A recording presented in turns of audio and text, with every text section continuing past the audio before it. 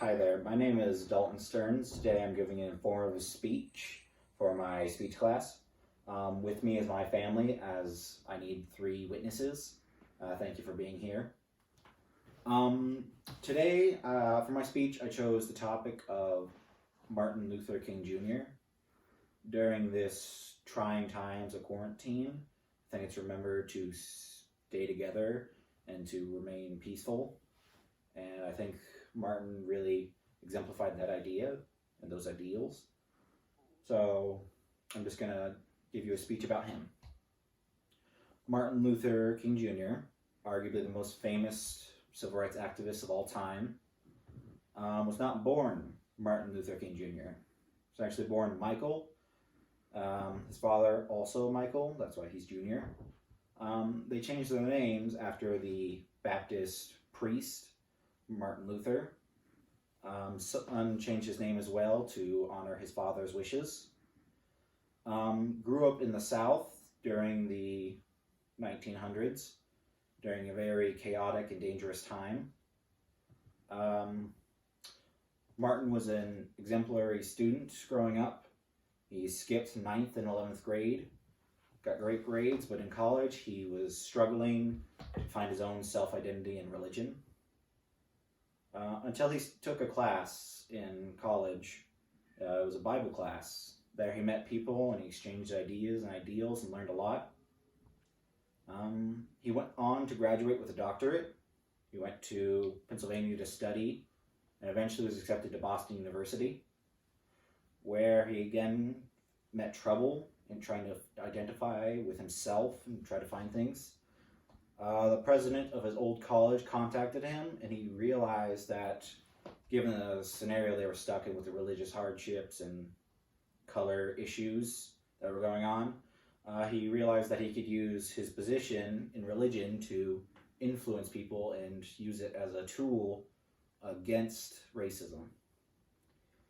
He went on to get his master's from Boston University, where he met his wife. They married a few years later, and then he became a Baptist in Montgomery, Alabama. That's when things got real heavy into the civil rights. It was a year after he became a minister in Alabama when Rosa Parks was arrested for not giving up her seat to a white man. That sparked the huge boycotts of the Montgomery buses that were organized and led by Martin, not him solely, but he was the main figurehead of it. That went on for a year. It was not an easy fight. There was lots of fighting and arguments. Martin himself advocated for nonviolence, as he learned from Gandhi. He went on to fight for a year. They did win. They won against the local laws, and segregation on buses was no longer allowed. He continued his fight, though, for many years, until eventually the March on Washington happened. Now, you've probably read about this in books at some point in your life. It's the very famous demonstration of gatherings where more than 200,000 people marched on the Washington Monument, and he gave his famous speech, "I Have a Dream." This is arguably Martin's most famous piece of speech work, as it defined him as a person, and it changed the views of many.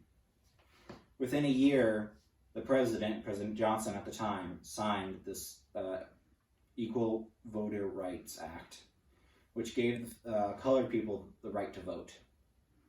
For the next 4 to 5 years, Martin continued to fight for civil rights amongst workers and laborers until he was unfortunately killed by Earl James Ray. It was a sad loss and a sad time for humanity. Led to many riots, of which I'm sure Martin would not have approved of, but the people felt lost and didn't know what to do. But after a while, in those trying times, we remembered his message of nonviolence and peace, and the world became a better place.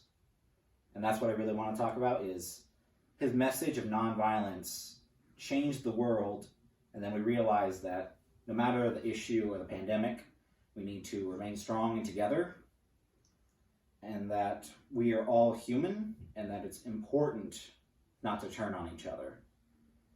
I believe this is the message he tried to get across to the world, and I'm glad that we were able to hear it. I'm just sorry it cost him his life. That's all I have. Thank you for listening. Thank you guys for being here for this, and that's it. Bye.